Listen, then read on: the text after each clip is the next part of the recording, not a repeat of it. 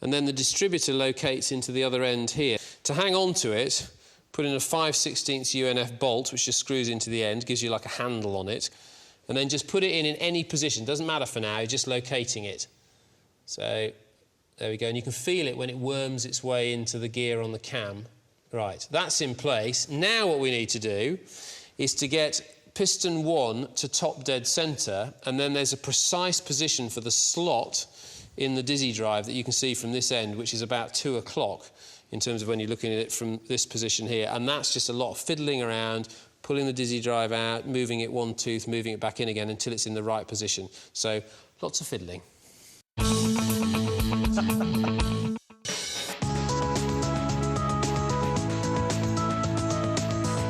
This car is a MGA twin cam coupe, 1960. It was found in a barn, absolutely full of rats. Well, it was seriously bad. The car looked just like it had a fire. All the paint had come off, there was rust holes everywhere, all the trim was completely destroyed by the rats. This is my 6 MG total restoration. You know, this is 10 out of 10 for being a hard restoration.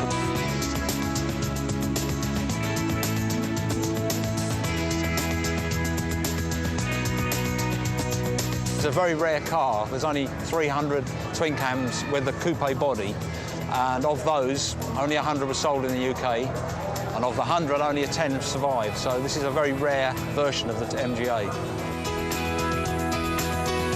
I do find it quite a useful car just for, you know, going down the shops. It drives nicely. It's got enough performance. Overall, it's a very nice car to own. They're not a beginner's car, definitely. You know, it is a challenge even for a skilled restorer, and I'm just an amateur. Everybody said change to electronic ignition, and that's exactly what we're going to do. Only problem is our distributor's in a bit of a mess, or it was until we cleaned it up. But because we stripped it, I can show you how the old system worked, the standard points-based operation of a distributor. These here are the points, and as the distributor rotates through that drive gear that we've already just put into the car, as it rotates, the points open and close. As they do so, when it's shut, the circuit, it energises the coil. When it's open, it fires the coil off, and this high-tension 50,000 volt pulse goes down a wire, high-tension lead, to the centre of the distributor cap, via that to this rotor arm that sits on top of the cam, and the rotor arm then distributes it via the distributor cap again to the appropriate spark plug via another high-tension lead. Very clever, but relatively very simple system. All we're going to change is the points for an optical electronic switch. And this is the new switch fitted to replace the contact points in the old system. It has an infrared beam passing from one side of the switch to the other, and then this kind of like fan blade, which is called a chopper, as it rotates, each blade then breaks the beam as it goes through the switch and does essentially the same job as those old contact breaker points opening. Great thing about it, no wear and tear, and it doesn't need any maintenance whatsoever. So the distributor just slots in through its hole in the block, just rotating the distributor shaft to make sure it just locks in place. Then the cap can go on, and with the cap on, just make sure you know which one the rotor arm's pointing to, because that's cylinder 1, and then all the leads can go on.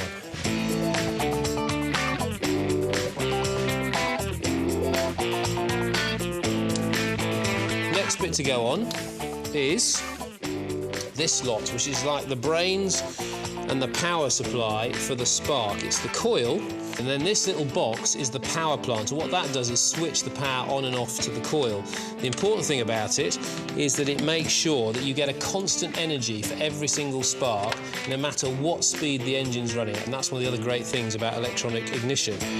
Plugged in, and that's the ignition sorted. Right, next job will be the rocker cover, water, start.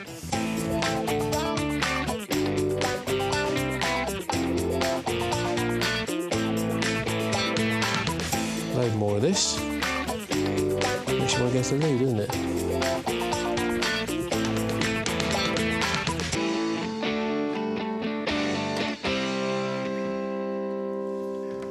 Yes, we've got everything crossed because this is the big moment. We've been waiting for this for 12 weeks, nearly 13 weeks, in fact. So first off, we would just want to check that we've got our ignition warning light and the fuel pump works. Is it filling? Yep. A lot of air. Oh, there will be. It's pipe full. Right, I'll joggle around. Choke, put that on, yes? Yep. Choke on, let me check the throttle. Yeah, open and shuts. OK, are you happy to go for this now? No. Go on. Nothing to the starter motor. So, because we've just hooked this up to a battery. And also, what happened to the wiring diagram for that switch?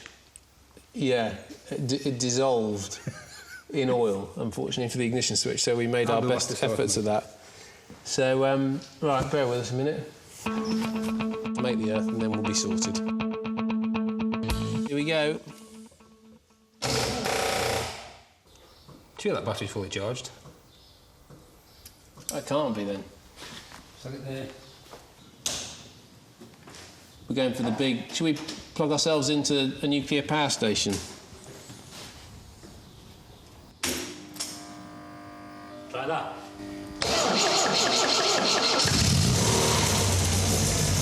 Hey! Hey, it runs! Good, eh? No flames! No... It just sounds about right, doesn't it? Keep going, baby.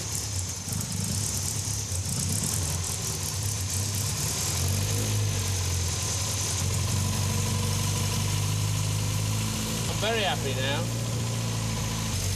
Not bad for first start, even if it was fifth time lucky. We'll just switch it off because we have got a little bit of overflow from a carb there. But no worries. Not bad for a couple of guesses. That is a really good, good thing to have got to. Don't know what you're laughing about.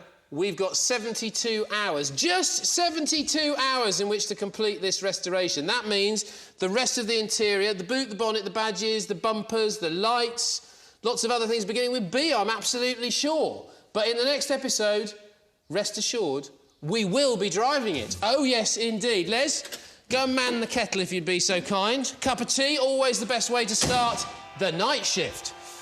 You beauty. By the way, you may be wondering why I've got a bolt through my neck.